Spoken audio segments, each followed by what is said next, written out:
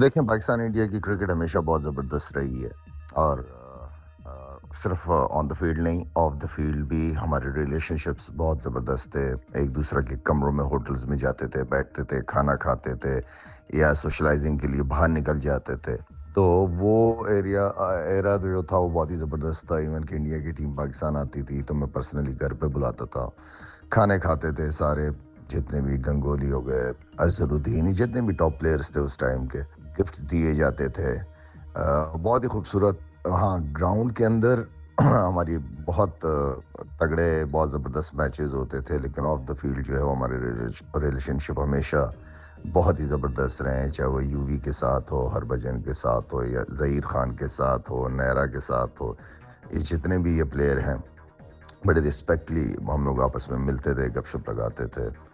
تو وہ ایرا جو ہے وہ آنیسٹلی یہ آج کل کے بچے بالکل مس کر رہے ہوں گے، اور بہت خوبصورت ٹائم تھا۔ ایون ہماری کوشش ہوتی تھی کہ یار انڈیا کا ٹور کب ہوگا، ہم انڈیا جائیں گے، اور اسی طرح انڈینس جو ہے وہ پاکستان آنے کو ان کا دل چاہتا تھا۔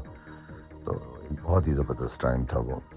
اب چیزیں پولیٹکس کی وجہ سے، کیونکہ ہم ہر چیز میں پولیٹکس کو لے آتے ہیں، اور اسپورٹس ایک ایسی چیز ہے جو ہمیشہ، اگر پولیٹیشنس دروازے بند کر دیتے ہیں تو کرکٹ یا اسپورٹ ایسی چیز ہے جو دروازے کھولتی ہے۔